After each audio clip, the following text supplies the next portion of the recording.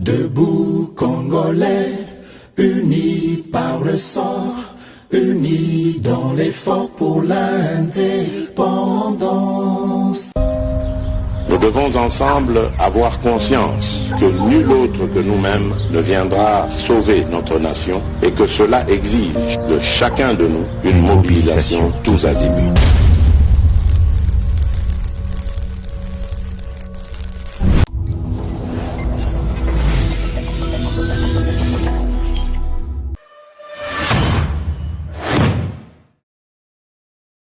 Boye Malamu na GCAM Télévision, fidèles abonnés, chers internautes, na souhaité bino bon week-end Sikanyo Sobozwami à travers République démocratique du Congo et à travers Mokili Mobimba Samba Olonga Zane Semokoye Babino et Belé na Bolandi.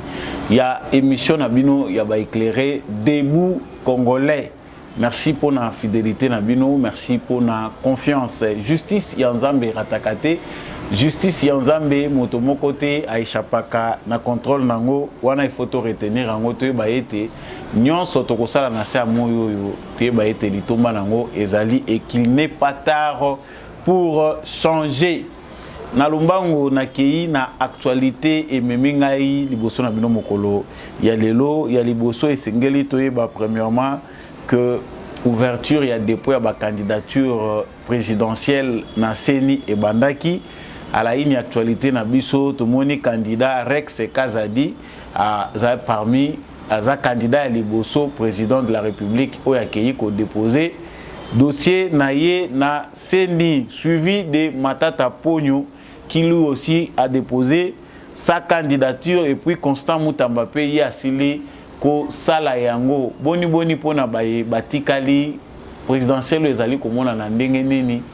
Est-ce que les candidats ont déposé la candidature ba début il y a ba dépôt ou ba candidat ou un impact na kati ya population congolaise. Nous allons revenir pour ce sujet, analyse, décryptage et tout à l'heure avec Samba Olonga.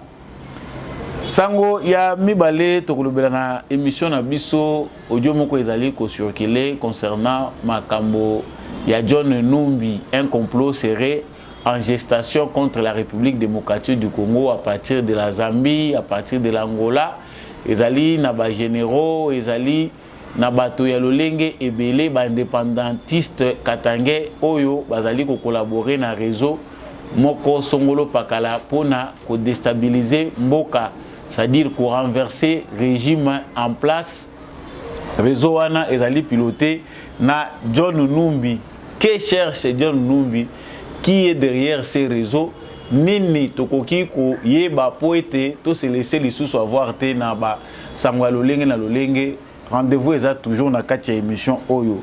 Sangwa misa tokolobela awa esengeli to yeba été journaliste ya Jeune Afrique correspondant na bango Stani Boujakera Chamala ye azali arrêté na aéroport ya Njili.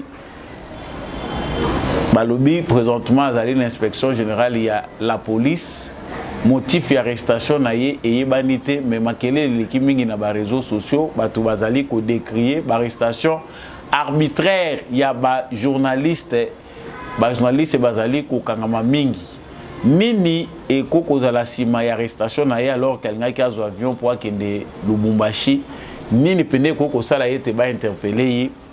Bien évidemment, la raison officielle n'a nous et pessamité, mais nous allons tenter avec vous de savoir pourquoi ces journalistes de Jeune Afrique seraient entre les mains des agents de l'ordre. C'est dans cette émission que nous saurons la vérité.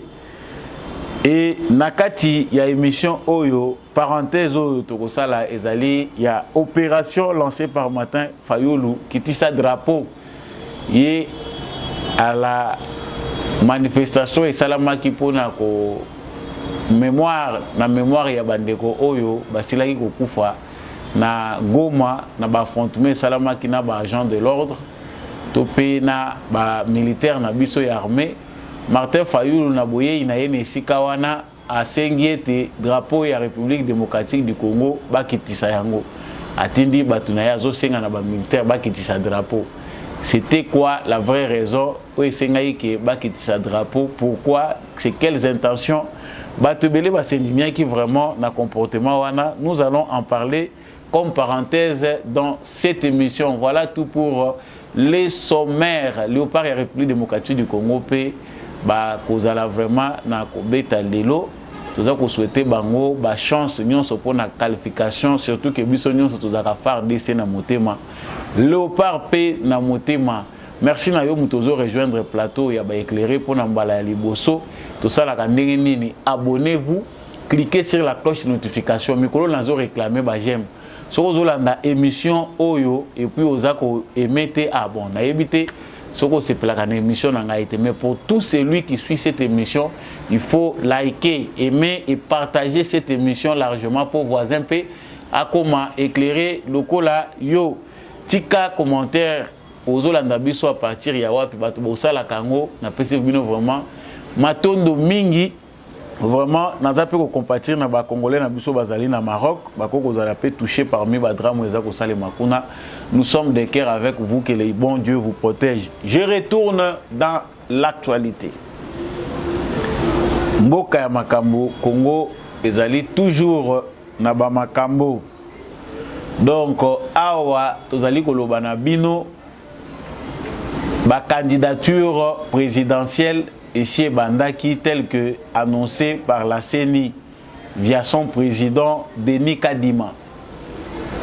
Il y a le baki que bazo lancé processus, il y a dépôt, il y a ma candidature na élection présidentielle. Ba candidat il y a liboso oyo bango batiki tante kaka na kufungula bureau kaka na ko banda makambu. Ba profil ya batu oyo ndenge bozali komona ngwezo défilé ezali batu oyo baza batu aliboso bazo kende ko déposer ba candidature na bango. Rex Kazadi comme vous le voyez, Matata et puis Constant Mutamba wana ezali ba premier candidat oyo bakei kotika ba candidature na bango, ba dossier na bango na CENI comme ba candidat président de la République. Bandeko na ngai présage ya ngwana tozanango ya ce que sera l'élection présidentielle. En tout cas, ba ambitieux pe basé belé oyo bazali na souci ya ko postuler na élection présidentielle. Mais tant que toza ko kota na mozindo mama likambo vraiment souci ezalaki na ngai poto banda ko éclairer to ta la profil ya ba candidat oyo basi ba bandi ko déposer ba dossier na bango. Tout premièrement, nous parlons de Rex Kazadi. Pour ceux qui le connaissent, beaucoup de ceux qui sont dans la diaspora, France et Belgique, je pense c'est pour m'arrêter que là, ba yebi malamu ndeko na biso azaki moko parmi bato oyo ba anima qui phénomène il y a ba combattant. Donc il a été à un certain moment personne non grata en RDC. Juste à la veille vers fin il y a pouvoir il y a Joseph Kabila tout monier ayaki en toute sécurité. Et puis ses ambitions politiques ont commencé à partir de ce moment-là. Il est retourné. Pour na koyebisa na bandinga na ye en tout cas il faut tout transformer colère na biso na ba ambition tout s'organiser politiquement pour biso moko ba revendication na biso tout kende pe ko to kokipe ko traduire ango na ba société nos projets de société pour na komema changement na mboka kasi mingi na bandeko oyo bazaki na ye a partagé na bango vision mon côté il lui a été reproché d'avoir touché à l'argent tango ayaki awa pour à l'insécurité yé mutu ba kanelaki ba musicien ba politicien que aza parmi ba meneurs oyo ba salaki que ba politicien ba tchal sous makolo kuna té surtout au pouvoir à l'époque de Joseph Kabila et voire même ba musicien ba beta lisusuté. Mais qu'est-ce qui a fait que Bayambaye na Kinshasa il n'a pas été touché, a quitté aillé, a circulé librement, aller même na télévision, pouvoir à Kabila, va permettre naïe que aloba naye et puis azonga qui peut poto sans problème. La conclusion oyo ezali kozwa un plus grand nombre ya opinion ezalaki que aliaki kanyaka. Bon, moi je sais pas la suite ezalaki réservé naye na lisanga oyo ya bato ya zalaki na bango bazalaki divisé et il est aujourd'hui ce qu'il est Rex. Ils ont fini par créer leur organisation. Aujourd'hui, il chapeaute et veut être président de la République. La question qu'on se pose, parce que 100 000 dollars, 100 000 balles, tant vous avez postulé la présidence de la République, ils ont 100 000 balles, 100 000 dollars, au compter 1000, 2000, 3000, 4000, 100 000 balles. 100 000 dollars, c'est un grand investissement en République démocratique du Congo. Si on investir pendant le secteur où il y a malunga 100 000 balles au bozo, 100 000 balles et qu'on crée un emploi et puis on jupe un retour à bien sûr aux alliés sérieux et puis on quitte le secteur où il y a malunga. Mais Rex Kazadi, notre frère, qui est l'un des têtes de la diaspora, banoyo bakoli na poto bayebi makambo biso pe to monaka wa tena ba époque Joseph Kabila bango baza pe na conscience na bango pe na makambo oyo bango kanda na bango elekeli mingi na milieu oyo bango ba évoluaki. Aujourd'hui, il veut être un acteur politique. Il a les ambitions présidentielles liées pas comme mokonzi ya Congo. Simple formalité, souci à koyebana que en tout cas à partir il y a qu'on postuler comme on a peu comme célèbre na kozwa notoriété moko parce que bato ba postulaka ba mususu ezalaka qui une ambition qui na kokoma réellement président de la République ezala ba mususu ba tchaka ndemi tout pour bayeba bango ache que en tout cas comme on a ngai tant ba kotanga ngo le fait que mutu nyonso akosimba bulletin de vote akomona kombo ya Rex Kazadi c'est fini vraiment. Na komi pe connu, na komi célèbre et je peux en profiter prochainement pour nasa la ambition mususu. Mais na bargument nyonso tozali ko luka po na koyeba quelles sont les réelles motivations, est-ce que était-il vraiment nécessaire que azala candidat? La seule vraiment que moi je trouve peu exacte ezali ambition, notoriété, ambition ya okoma célèbre, eza campagne ya marketing jusqu'à mettre 100 000 dollars. Est-ce que demain il peut accepter d'être un allié pour retirer sa candidature? Ça fait partie aussi du jeu.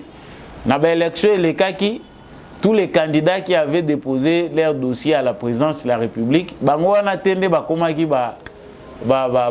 candidat président de la République, ils ont désisté à la faveur d'un candidat qu'ils avaient choisi. Dengue Salama qui n'a pas élection passée ou bien les autres élections antérieures. Mais il y a Rex Kazadi, la poids politique et l'argent qu'il dépense, en tout cas moi en tant que Congolais qui réfléchit, je ne sais pas bien je trouve ça une perte. Ils allaient gaspillage à moyen malgré les autres qui sont CENI, les autres qui sont dans la caisse, il y a CENI, ils ont d'une certaine manière. Ils ont prime, salaire, réclamer. Mais néanmoins, nos frères ne nous aident pas. Donc avec cet argent, beaucoup d'argent comme ça qu'il faut aller mettre pour ça la soki campagne na yo marketing pour bamona ngai afin tant on a koya ça la alliance, c'est être déconnecté de la réalité congolaise. Donc ils ont ba congolais ko tant azota la candidat za ko postuler lobby bongo ya boye vraiment Balibanais bazui bandeko na bino en otage, ba indien baza kozwa bandeko na bino en otage. Capitale nini o bango ba mema ezaka na banque centrale. Bambongo bazaka na ngo ezalaka combien? Bango wana pe bakoma ko defa na FPI baza kozwa mbongo ya Congo. Baza ba congolais des entrepreneurs aujourd'hui, ils ont investi au Congo. Bango wana nde basimbi économie na bino. Et bino bozui 100 000. Oui, vraiment parce que nous avons une réflexion. Est-ce que Rex Kazadi sera député avec tous les moyens qu'il peut mettre en jeu? Il peut devenir député, tout est possible hein, au Congo. Alors, comme on peut député national, il peut aider les pays dans ce sens-là. Mais franchement, tant que nous avons la réflexion profonde avec ingrédient patriotisme, on trouve que c'est du gaspillage. Donc on s'attarde au Anaté. L'autre candidat ici dans la liste, c'est une candidature qui fâche pour moi parce que c'est un défi pour la justice congolaise et le peuple congolais. Il s'appelle Matata Ponyo. Matata Ponyo, comme son nom le dit Matata, c'est un candidat qui se dit en insécurité. Un candidat en danger parce que depuis le moment où il a mis en public ses ambitions de devenir président de la République, il se voit harcelé par la justice congolaise, par la politique congolaise, pour l'empêcher d'être candidat président de la République, alors que lui a entendu les cris du peuple congolais. On a propos Martin, il y a Matata Ponyo. En tout cas, Azako Mimona est en danger parce que depuis Mukolo a annoncé qu'il est candidat, a montré réellement que vie naye et commis n'a pas Azako créé ba dossier tout ça. Alors que tant que Azako tala makamundenge zaye kolekela. La justice n'a pas commencé à avoir des problèmes avec Matata Ponyo parce qu'il y a Itala qui a ambition qui a comme candidat président de la République. Mais Matata Ponyo qu'on voit, Azalaki, ancien premier ministre Nabiso. En qualité de bénéfice, ça rappelle jusque là n'a pas avantage où ils allaient accorder n'a pas ancien premier ministre Mwambong et Bimagawana. Mais les grands dossiers les plus grands, Oyo, Congolais, Bazali qu'on retenir contre Matata, c'est le dossier Bukangalonzo. Près de 300 millions de dollars ont été investis dans le projet Bukangalonzo. Mbongo ya contribuables congolais. Aujourd'hui, les traces, selon les rapports de l'IGF, Yambongo a 300 millions. Les alikaka 80 millions de gens qui ont retracé à travers Banjen Koufa, à travers Batol Yabandako, Batsalaka wana pour na dépôt, entrepôt et consort. Na oyo basi balona ki basali. Pour le reste, traçabilité ezalité ici kambongo wana ikenda ki ba dépense basala ki amwezana nini. Mais monsieur Matata Ponyo qui fut premier ministre à cette époque-là, qui était le moteur de ce projet, dit ne pas être concerné dans l'exécution de ce projet. Alors, Batuna, Kaka, entrepreneur, Bango Bacharjaki, coordonnateur du projet, Wana, Nde, Moutouazali, lié, Batuna est locomoté. Et vous avez vous-même vu que le dossier Oezubiso tant, Tilelo, Matata Ponyo, CV intouchable, injugeable, Mutoyo, justice et Kogi Rolandelate, parce que Dieu donné Kalouba, Acha Yebisaki, Kaloubi, je pense. Ayebisaki est que, en tout cas, Cour constitutionnelle, ils allaient dans la compétence, il y a Sayote. Cela veut dire que l'institution judiciaire de la République démocratique du Congo, ils ont la qualité, il y a juger un ancien premier ministre d'office, Matata Ponyo, et quitte Moutoua Langaïté. Après débat scientifique par plusieurs spécialistes de droit, Monique et Koki Kosale Mateke Namboka, dans une démocratie, Moutomoko Azala jugeable était. Constitution n'a biso pe ezali na insuffisance était malgré nyonso basala pour créer une catégorie des intouchables. Voilà, après cela, Cour constitutionnelle et finir par Kobenga Matata Ponyo. Vous l'avez vu à la barre répondre na audience ya liboso après baltermoiement et belé. Nazana kindu baboyinga ba électeur nanga bakangi ngai baza ko boya nazonga balobina vanda ka na bango na kende na Kinshasa te, tout est Matata. Mais c'est ces messieurs là que vous voyez, que vous connaissez bien, qui se dit prêt d'être président de la République parce que le peuple congolais lui a demandé.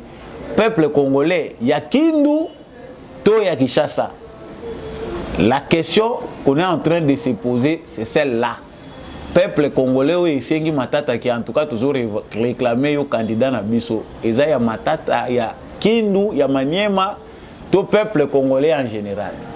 Là encore, on comprend que la candidature de Matata Ponyo fait partie des candidatures des gens qui ne veulent pas libérer l'espace politique congolais, des gens qui ne veulent pas être effacés politiquement ou être enterrés politiquement.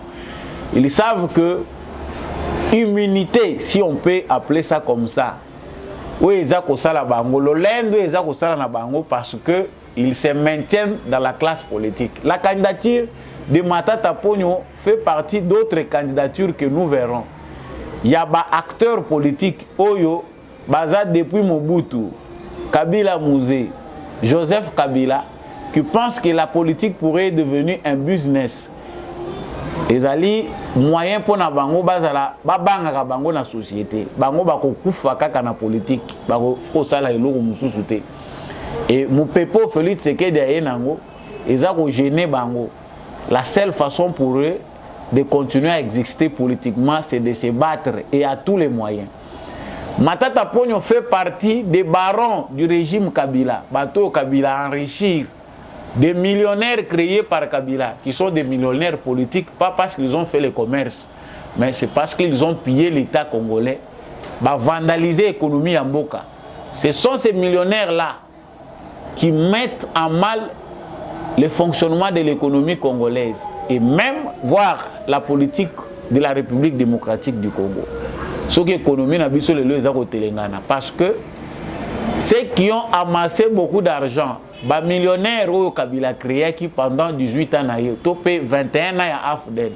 Les millionnaires qu'ils nous laissent, ce ne sont pas des millionnaires prêts à servir le Congo et le peuple congolais. Les millionnaires Oyo, Bazunde Congo en otage, un groupe d'individus. Oligarchie na Bangwana, créée par Joseph Kabila, et Lingi Kotika Bisote. D'où vous avez un deuxième candidat qui est Matata Ponyo. Le peuple congolais saura lui-même qu'est-ce qu'il doit faire. Parce que langage au Bango Bazako Memana Maniema, et ça langage au Toyoka Kishadara Azako Loba. L'intention est là, il est palpable. Des candidats viendront vous dire que ceux qui zone tel basu président de la République pour n'ani bisoter. Cette fois-ci, nous n'allons pas accepter le langage de Chadar et l'autre fois. Bisoto ko kondimate cette fois-ci que Batunion Sobaya Kakaka. Mais cette fois-ci, il faut tous à la peine un candidat na biso et à Batomaniem. Un discours pour diviser, comme on dit en français, diviser pour mieux régner. Soto Kaboli Bango témoin Tolonga Bango et Zate. Voilà deux candidatures. Na Ote Kotangi la Bino Yares Kazadi. Il y a Matata Ponyo. Des candidatures, vu l'analyse que je viens de vous faire, qu'on les juge inutiles, mais fait pour vous embrouiller le peuple congolais à ne pas faire les bons choix. Bayena Bango Kabolaka Bavoa na Batumususo Bazali Komibenga paye. Opposants, bazana tendance à postuler. En tout cas, il y aura encore d'autres analyses dans les jours qui viennent par rapport à la cartographie électorale, par rapport à poids politique, topé capital politique, il y a acteurs politiques congolais.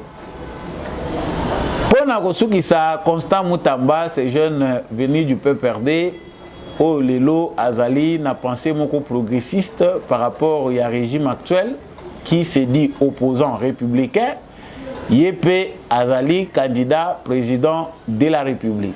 En tout cas, l'analyse qu'on fera de lui, Azali Mouké, pour dire que bon, c'est quelqu'un sur la scène nationale, il n'est pas beaucoup connu. Il est beaucoup connu ici à Kinshasa. La deuxième chose que l'on voit, c'est que sa candidature va dans le sens du marketing politique. Bazako ça la marketing pour ceux qui s'enient à Tangi Moutoutel a postulé. En tout cas, comme ya Moutouana est raisonné, ndenge to yokaka na l'élection en 2006, andeka jamba Jean, andeka ngo ti lelo toza ko yeba yete andeka kenda wapi, toza ko yeba te. Oscar Kachala kenda wapi, toza ko yeba te. Ce sont des gens comme ça qui nous ont brouillé Néanmoins, vous êtes avertis, on a une candidature Misato ya liboso. Analyse l'andi to bombeli bino ango. Lorsque la candidature monsieur vous allez déposer pour faire dans l'ensemble ce que sera les élections si ils auront bel et bien lieu. Sango yami balé tozali kolobela awa ezali ya John Numbi kombo boyoki yango pe mingi. Affaire oyo ya John Numbi ezali affaire moko classée parce que John Numbi dans sa démarche c'est premièrement un déserteur de l'armée congolaise. Tokoki kobenga ye bongo na qualificatif officiel parce que lorsqu'un militaire quitte sans informer sa hiérarchie, sans une raison valable, oyo a introduire à pesi na hiérarchie na ye, à se retrouver à Kimi, à Komi na mboka mupaya, aza déserteur. Militaire ya ndenge wana oyo a participé qui peut na ba secret belé à sécurité ya mboka, il faut la rechercher. Et nous avons vu que plusieurs fois le gouvernement congolais a demandé à la Zambie na ba pays au nyonso John Numbi akendaka pour ba transférer bango individu John Numbi. Na ba information ezali ko circuler John Numbi a échangé na batu de l'intérieur. Ba généraux oyo bango ba yebani na bango ba acteurs topé ba leader indépendantiste oyo dans l'ombre ou publiquement bazalaka na intention ya kukata katanga les bakatakatanga politique là bazalaka na objectif que ba semer trouble et division pour katanga yeko maïta soki bango pe mutu bakozala ba président na ba ministre ça reste à se savoir. Base arrière na bango ezali Angola, Zambie. Selon les informations qui circulent de par cet audio là, ils ont la langue na Swahili ndenga za ko converser na ye. C'est plus de 20 minutes, c'est 20 minutes. On ne peut pas vraiment avoir le temps ya ko skrita ngwa watu chango mulai. Bao bazana ngote na kanisi c'est tamboli mingi. Mais ce n'est pas seulement cet audio là. Na préparation na bango, bazui que en tout cas il faut Angola, na Zambie, ba travailler de sorte parce qu'il y travaille depuis longtemps. La diplomatie de Kabila pour se venger contre Tshisekedi a voulu que Kabila relance sa diplomatie en envoyant des agents auprès du président de Afrique centrale, naba ancien ami naye ou azaki na bango en contact pour leur dire que Félix Tshisekedi azako mettre yé en danger, azako respecter té yé comme président et puis azako tchamboka na difficulté comme ancien président j'allais dire. Na démarche wanande Joseph Kabila a éparpillé ba émissaire na yé na Afrique du Sud, na Angola, na Congo Brazzaville, na bamboka izé belé pour ne citer que c'est là. Certainement, il peut y avoir complicité, et il y a certainement complicité Oyo Ezali entre la Zambie na ba John Numbi na réseau na bango Oyo balingi kozala transféré parce que à partir du moment où la République démocratique du Congo lance un avis que Muto bino boza ko bomba na ita na bino azali déserteur, nous avons besoin de lui et que la Zambie ne le fait pas. Nous avons comprendre que ba aventurier belé oyo bazali na tendance à créer insécurité na Congo ou soit des journalistes oyo bazali ko sala mabe na Congo bazana na tendance à s'exiler na ba pays wana. Et vous remarquerez que na ba pays oyo les journalistes et des acteurs politiques oyo bazali ko sala ba aventure bazo kende ko kimela, ces pays là sont classés dans la liste des pays suspects. Oyo bazali na ba relation moko douteuse na République démocratique du Congo. Vous verrez que les relations ne sont pas claires, bazana ba agenda caché. Cette affaire de John Numbi ne commence pas maintenant na ba alerte oyo toza ko landa na ba réseaux sociaux. C'est une affaire qui date de longtemps, depuis 2020. Bazaki na préparation na bango Autant que makambo ezana batu musuba ya kolanda biso na sima, les généraux ne sont pas vos amis. Vous voyez makambo bolobaka, il faut bozala kana ba preuve. Nous savons et puis tokanga mon côté qu'il y a des généraux congolais qui sont jusqu'aujourd'hui loyaux à Joseph Kabila. Qui depuis que Félix Tshisekedi a boma coalition FCC cache, mais même avant cela, Bazali n'a qu'à travailler de sorte qu'il basa la coup d'état. Ces réseaux-là composés de généraux qui se sont enrichis sous le régime Kabila. Ba généraux wana oyo baza ba millionnaires, ba ferristes wana ba commerçants qui ont des grandes maisons, qui ont rien à voir avec les salaires militaires. Oyo to yebi na barème salarial ya ba militaire na biso. Et n'ont rien à voir avec ces salaires-là. Parce qu'ils sont déjà riches. Ba gardien et régime Kabila. Bato ba batela ki Kabila awa. Ces militaires-là. Baza na préparation na bango basa la coup d'état. Mais biso tokolo bango na bobangi ye président azomona te. Vous ne savez pas que ba créer un scénario moko wana katanga. Ou soit disant ba katakatanga en connivence avec chef yantene ya NER ya Mupanzi wana. Ba facilita ki rébellion et naître bato ba banda ko se créer baza ko armer bango. Objectif est que mouvement wana et la somme populaire et puis ba militaire paix va se détacher dans l'armée, va s'associer dans le mouvement wana pour basa le logo na bango.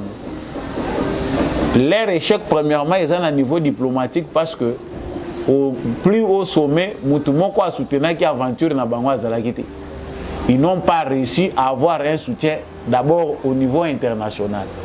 La deuxième chose, c'est la vigilance et le travail qu'a battu Félix Tshisekedi. Ah, bitumbeza na este, tozomona kaka ba garde républicaine baza ko tourner kaka na Katanga. Ba garde républicaine wana na Katanga boza ko formuler bango ba sophistiqué baza ko luka bango na est. Na est pe bazala. Mais sachons-le bien que les risques de l'est n'est pas moins important que n'est pas plus important que les risques du Katanga. Et il y a une liste des acteurs politiques qui travaillent dans ça. Moïse Katumbi est dedans. Son parti ensemble travaille aussi dans cette même logique-là. Quand on dit que réconciliation na bango katangaise basalaki, Joseph Kabila bakutani na Katumbi, c'est ce qui confirme tout.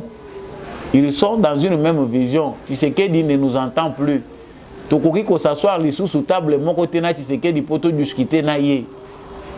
Il a déjà pris des ailes. Ce qu'il faut faire, c'est de créer une base de résistance, l'étouffer. Ceux qui ont les coups d'État, mais créer un foyer attention partout. Mais on voit déjà l'échec parce que ceux qui savent que dans fait un mandat et que nous sommes calculés qui est simbité. Tango ba bongisa kia wana Kinshasa ba caserne ba bombi ba minduki na bandaku ba lobi si Tshisekedi ose to déclencher on verra comment il va diriger. Pourquoi vous ne l'avez pas fait? Tshisekedi dango to tunanga azalaki na mando ki amenasaka bino po bo ki sa pouvoir na malembe ou bien asalaki ndengeni. L'aventure de John Numbi tient à sa fin parce que armée oyo bango ba yebi nandenge ezalaki kon fonctionner ezali sous ndenge ya lelote. Certainement vous avez des contacts des généraux oyo vous avez ko échanger na bango par intermédiaire ou par des envoyés. Mais faites attention, les choses ne sont plus comme vous les avez laissées. Et même hier Kabila place Azali a yebi que Tshisekedi a vrai guerrier. Réussir à mettre Kabila hors des contrôles pour Azali sous na mise na chaîne de commandement, c'était une tâche très difficile, mais Tshisekedi a réussi. Parce que l'objectif na bango est que le commandement militaire est continué kozala na maboko na bango. Aujourd'hui, attendez toujours le balandaka biso ba militaire na biso balandaka biso. Ceux qui sont loyaux, je vous salue. Ceux qui ont déjà vendu leur loyauté à l'argent pour Bonginda, aussi besoin bongo pour na Kabila. Vous avez fait allégeance, vous avez respecté bazape kolanda biso. C'est pas facile. Coup d'état au Bozo Kansawa, nous allons combattre Nzambe sans le savoir. On vient de loin. Et c'est là où ces aventures-là devaient se passer. Aujourd'hui, même renseignement au Bozo Kosakanango, Boyebite, la résistance part même des endroits où vous êtes. Tant que nous Bozo Salama, c'est qui Bolobino, ce n'est pas un militaire, John Numbi nous avait dit que je ne suis pas un agneau, mais un lion encore qui m'a dit face à un brebis. Il n'y a pas de base arrière.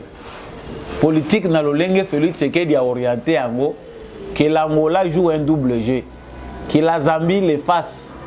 Tout aujourd'hui est clair devant le monde entier. Le monde entier est fatigué des problèmes du Congo et Carapasso bino bozako lukake libanda moko soutenir biso. C'est la même chose. Ceux qui attendent, qui ont peur par rapport à l'air tôt, John Numbi à lobby, bazako préparer à partir de la frontière, il y a Angola, là-bas, basalaku, bakosalate. Je ne minimise pas la menace, mais nous faisons des analyses sur certaines choses où peut-être les invisibles étaient, mais au moins, bozo ba vérité wana. Ce n'est pas pour rien que Nanga Akimi a kende ko bandela na Angola. Quand je disais ici, non, Nanga est calmement chez lui, Nanga est rentré chez lui. Non, Nanga n'est pas allé en Angola au hasard. Akendaki na Angola par hasard. Et il a eu des contacts avec John Numbi. Akendaki hasard. C'est bien planifié, il était en mission. Et quand il le dit clairement, que non, il faut travailler pour Kolongola Tshisekedi, te mettre à côté Tshisekedi, il est nuisible pour le pays. Le pays va mal. Chers Congolais, chers Katangais, tous les Congolais en général, la question c'est d'être vigilant. Nous avons vu ce genre de mouvement. Bakata Katanga, indépendance ya Katanga, indépendance ya Kasai. Aujourd'hui, tous ces gens sont morts. Si on vous laisse traîner dans une aventure, vous êtes perdant en tout et pour tout. Au Congo, ça n'arrivera pas, mais essayez de voir ce qui s'est passé. Soudan du Nord, Soudan du Sud. Le complot international a réussi à les diviser. Bazwa Kimia se développe. On peut ramasser tout ce qui a été dit. Oh, déjà, Bossi Boyoka. Le Katanga a été dirigé par les Katangais pendant 21 ans. Qu'est-ce qui a été fait de concret? Oh, le Tokoloba. Donc les Congolais qui vont s'allier à cette aventure-là, Bazali, des acteurs politiques, Bamoussou Baza même na Kinshasa, qui attendent un go, Kinshasa, na Baréunion, na Bango, Bandaeko Kabula, Basangouana. Attendons, Bakoyoka Lukitu Ezali, Kabila n'est pas encore parti, Kabila est là. Bon, c'est fortifié qui pendant longtemps, nous sommes en 2023. Bokotikate, nous sommes en 2023. Et là maintenant, si Kabila était intelligent, il ne peut pas laisser même son oreille dans Mutumoko à Yébissaye sous les Kabouya Yokaye. Parce que Nyon Soboye Bissaye Ao, il a zéro, il a découvert un nouveau Tshisekedi. Et puis Kabila Wana risque de surprendre Bino quand il se rendra compte de l'épée de Damoclès qui repose sur sa tête. Parce qu'il s'est déjà aussi rendu compte. A Monique noté bateau bazo qui indépendant na kosili sanganga imobimba. Tozindimaki te que bakofongola babalabala ya GLM o nyon sobokanga apartheid na bino bokria bafongola. Ce sont des signes. Loin de tout, mais ça da ba signe bazako lakisa yo que prochainement oza possible bakozwa yo lokola bazako longola yo lokola mwasili na mutube bazako zwa yo lokola Mèche na kati ya soupe, balongoli yo batie mopanzi. Joseph Kabila a déjà reçu son message. Si il a reçu une expérience politique, il a commis penda homme politique à solo, le message de Tshisekedi est passé. Oza les sous intouchables étaient. Nous avons dit opération Kitisa drapeau. Wana tokosuki sanango. Les journalistes bozako mona Stanis Boujakera bato baza mingi na Twitter boyebié. C'est un journaliste de Jeune Afrique, un correspondant à Bango et puis il travaille pour d'autres médias. Aza arrêté dans l'aéroport Yandili pendant que Azalaki na Mobembo alingaki asala kende na Lubumbashi. Ba retenir selon certaines informations, il a été transféré à l'inspection générale de la police. Nous ne savons pas clairement le motif d'arrestation, comment ça s'est passé, Mais on a le droit de se poser des questions. Après son arrestation, je vous laisse suivre ma réaction au Bozomo Nawana. Ma réaction est ébélée. De voir ma réaction est de tout part. Bazako condamné que le régime de Félix Tshisekedi est respecté les journalistes. En tout cas, vous pouvez bien les constater. Parmi ces réactions-là, il y a Claudel Loubaya, André Claudel Loubaya, que je cite: l'arrestation du journaliste Stani Boujakera, une des rares sources indépendantes d'une information fiable dans un paysage médiatique en perpétuelle évolution, est une menace à la liberté d'expression démocratique et une intimidation de trop à l'approche des élections. J'en appelle à sa libération immédiate. Je prends que celle-là, ma réaction est ébélée. Un journaliste est interpellé. Bazoé à l'aéroport, Alingaka Kende Lubumbashi. Les vraies raisons de son arrestation ne sont pas encore élucidées. Bamimi Azo Kende l'inspection générale.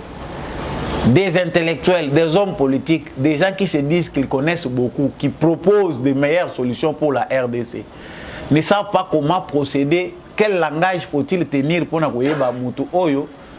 Raison nini nanu bakangeli pour na nini bakangiye. Avant, je demande, j'en appelle à sa libération immédiate. Donc, imposition, quoi. Et puis, il n'est pas le seul à le dire. Libérer, libérer, libérer. Mais vous avez un état de droit. Vous avez une démocratie. Vous avez une justice à Malunga et Salema. Ça fait très mal. Qu'est-ce qu'on reproche aux journalistes? Nous sommes aussi paysage médiatique congolais. Et comment les médias congolais aujourd'hui sont pollués. Parce qu'il faut faire quelque chose. Si on avait des parlementaires, mais même dans le mandat, il y a Sangisa, il y a Félix Tshisekedi, FCC, Cache, Union Sacrée, tout ça. On pouvait même faire quelque chose pour remettre l'ordre dans la presse congolaise. Rien n'est fait. Tout ce qu'on s'est revendiqué aujourd'hui, c'est la liberté de la presse. Liberté à presse. Nous sommes comme libertinage. Les journalistes ont aussi le droit de réserve par rapport à certaines informations d'État. Stani Boujakera publie une information selon laquelle il est renseigné par un agent de l'ANER. Un agent de l'ANER le renseigne que Chérubin Okende avait été arrêté par les agents de la DEMIAP. Ils ont dit la DEMIAP après torture, après longolier, place qui lui fait ses confidences, c'est un agent de l'ANER. Il publie un article comme ça sur Jeune Afrique. Pendant que les enquêteurs continuent l'enquête, la famille fait pression, tout le monde veut savoir la vérité. Il publie. Il a retrouvé un torchon à Tchangwa en ligne. C'était un agent de l'ANER qui l'a contacté, lui, Stani Boujakera. Cette question-là, porte-parole du gouvernement congolais, Patrick Mouya, a répondu. Il a dit que c'est une manipulation. Vous avez été manipulé. Agent Wana ANER, l'ANER n'a pas publié une telle information et il faut qu'il y ait des informations à bon et qu'il y ait un agent. Il est parvenu à ce secret-là comment pour y avoir un Stani Boujakera. La question que nous nous posons, c'est la question qu'on s'était posée lorsque Peter Tchani était le premier à être contacté par les chauffeurs de Chérubin Okende. De publier certaines informations dans la RE qui Yangote. Et les cas rapides. Technologie, on peut le rôle là, service n'a pas belé, la sécurité, et ça il faut qu'on revoie le service n'a na rapidité aux technologies. Technologie est en avance par rapport à service n'a pas sécurité. Retard est en parce que tout ça n'a pas intégré facteur numérique dans le service n'a pas na lolenge sengeli. Lenteur est en nous. Tout ça dans l'administration il y a 19e siècle, dans 20e. Alors que tout ça dans 21e siècle, oyo ba service ya sécurité, il faut bazala na ba service sophistiqué oyo ezali 24 heures sur 24 heures makasi na kolandela makambo eza koleka. Même dans les réseaux sociaux, aucune information ne doit être négligée. Ba réseau oyo ezo espionner biso oyo eza kokota na kati ya politique ya Congo eza kokuta de l'extérieur. Est-ce que nos services secrets ont une branche spécialisée pour na kolandela bato wana? Qui sont-ils? Nini oyo bango bazali kokotisa na mito congolais baza ko viser nini? On ne sait pas. Stani Boujakera fait partie des journalistes qui sont payés de l'extérieur et belés pour désorienter l'opinion congolaise. Publication des informations toujours de manière erronée. Ceux qui bokei na ba page na ye, vous allez trouver que information yangoyo mais akokata kaka moi parti moko ya information aye nango abwaki. Un jeu de manipulation parce qu'il a dit que la petite phrase qu'il a placée, qu'il a même orientée, impact nango eza mususu bato bakolinga bato belé bazaka na tante ya kolandela mais phrase oyo ya publié oyo ezouti na contexte nini, paragraphe nango eza wapi, page nango mobimba eza wapi, la personne qui a parlé comme ça azalaki une intention nini wana okoyoka ngote. Et la plupart des temps, c'est cette forme de manipulation qui s'étend dans les médias congolais. Nous avons une catégorie aujourd'hui de journalistes qui sont contrôlés de l'extérieur. Mais bazako est vrai dans le Congo au nom des Congolais. Journalistes RFI, TV5, Jeune Afrique, correspondants, Botami, Mazita et Belé. Journalistes dans le Congo, aza payé par une organisation Mokoya Mouké, Libanda. Bazak orienté y a information, ba PCA formation ba orienté lui vient au Congo sous prétexte qu'il est en train d'informer pour le bien des Congolais. Alors qu'il est en train de déformer, objectif na yeza ko informer bino pour votre bien, mais il travaille pour l'intérêt d'une source à l'extérieur du pays. Moussala mingi ba français ba salak. Les journalistes, vous les voyez, il est noir, il est congolais, mais la mentalité, l'orientation de ces informations part au bénéfice des Français. Ça doit nous pousser tous surtout réfléchir sur la consommation de tous les médias étrangers. Ils sont bien professionnels, mais ils informent pour l'intérêt de qui? Il y a un moment où se référer à ce temps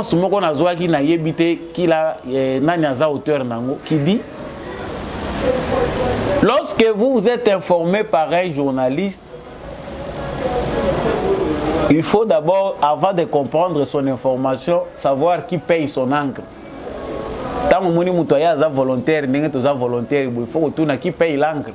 Et des fois, certaines informations, on en abuse parce que Mouto et Azako paye sango, état d'âme naïe est enchaîné. Conscience naïe est liberté. Il informe parce qu'il y a des gens derrière lui qui l'orientent. Il y a un média qui mobimba. Et manipuler qui bisoa wa mukili mobimba surtout les médias occidentaux dans la période de la Covid-19. Nous avons reçu des tartes de toutes formes parce que le monde est manipulé extrêmement. Il y a un appel à bateau dans le sabat botika kozwa ba information bizoazwa. Tant aux informations, talala nous source publiées. Est-ce que ça source moko crédible? Est-ce que Moutouana appelle à bateau ba information ya malam?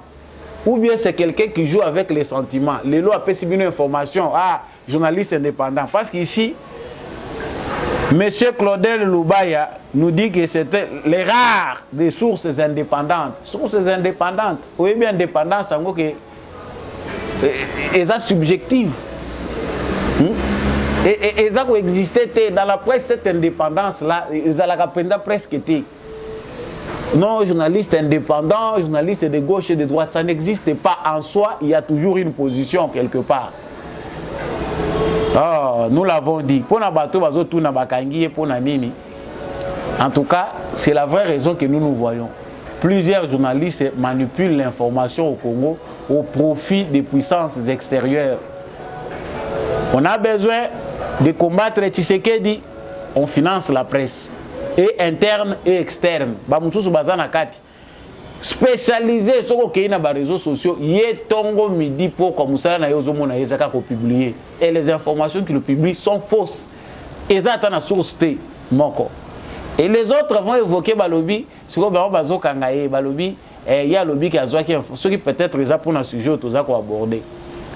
S'il dit qu'il était informé par un agent de l'ANR, les journalistes ont le droit de protéger sa source.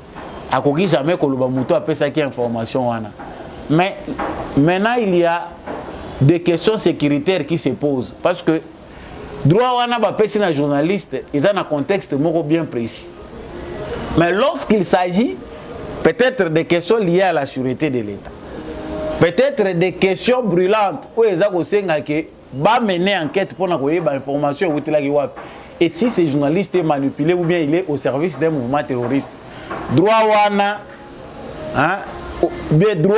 journaliste il y a que protéger source, il faut continuer toujours comme ça. Parce que nous avons tous besoin de savoir qui était cet agent-là de l'ANR. Et comment lui, journaliste, était en contact avec un agent de l'ANR. C'est que l'ANR est infiltré. Il est à Sololagana, agent ANR. Et puis il mentionne qu'il y a un rapport agent ANR à faire fuiter pour comme cela à outil pana. Il y a beaucoup à dire sur ces sujets.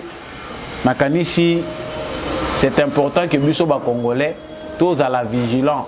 Hier, nous avons été manipulés. Aujourd'hui encore, la manipulation est au rendez-vous. Batiembongo et Belé, même temps, nous avons l'élection pour nous diviser, semer les chaos. Tout fongola miso. Nabosu qui s'est biso opération qui tissa drapeau. Biso tozolo ba tombola bendele, otoyo ekomi qui tissa bendele. Martin Fayoulou aurait donné l'ordre que ba qui tissa drapeau na place oyo batu bazalaki ko manifester ou bien batu bazalaki batelemaki vraiment pour na likambo ya bandeko yo bakufaki na baccrochage na manifestation à Wazalendo. Martin Fayolo va demander aux agents de l'ordre bokitisa drapeau na bakitisa yango. Ah, les drapeaux congolais bakitisa yango et kitanase.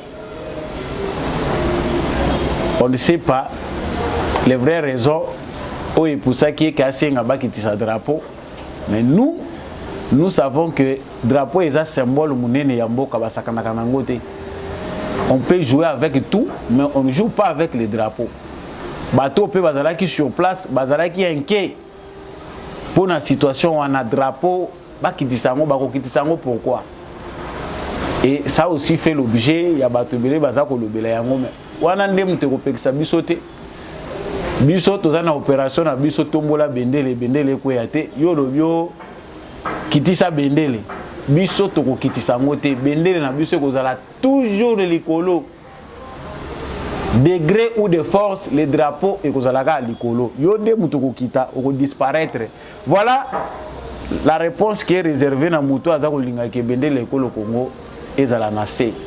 Émission ya lelo esukiwana nazaki na esengwa koyeba bino ebele depuis Paris na sud. Ya France pe boza ebele boza pi ebele ya kolandanga patrie ya Canada. Lokola pe balandinga na Bukavu, na Goma, bolandinga na Bwende, na Nganda Njika na Mwene Ditu, bolandinga ikuna na Lubefu, na Katakukombe na Loja, bolandinga pe na Luiza, ndenge pe bolandinga na Luozi, koto na Congo Central na Simanangai. Merci peu mingi na bandeko bozolanda biso depuis Kinshasa. Vraiment continuer à soutenir l'émission des Debout Congolais. Ceux qui peuvent attendre ville na yote za problème te toza ensemble biso nyonso. To continuer ko tombola bendele na bo moko pe na bolingonde mboka na biso Congo e koyeba ko kende liboso. Matondo mingi na équipe technique ya Ndekombi ya Chako esungaki ngai po ete émission oyo ekoma na bitando na bino. Merci mingi na apôtre Gérard Kabea, merci beaucoup na l'homme de la vérité des urnes Jean-Louis Timbalanga, je remercie Maurice Kikangala mon vieux depuis l'Irlande, Paulin Chika, maman Bilonda et papa Boniface Mpunga, tous ceux-là qui soutiennent cette émission, je vous dis grand merci, continuez à les faire, partagez, aimez, sur l'émission vraiment, en tout cas, sur aussi les Kolanda, il faut aimer ba j'aime na biso et permettre à biso peut évaluer musala oyo toza ko sala pour na bino tombola bende l'émission ici li tomonani prochainement.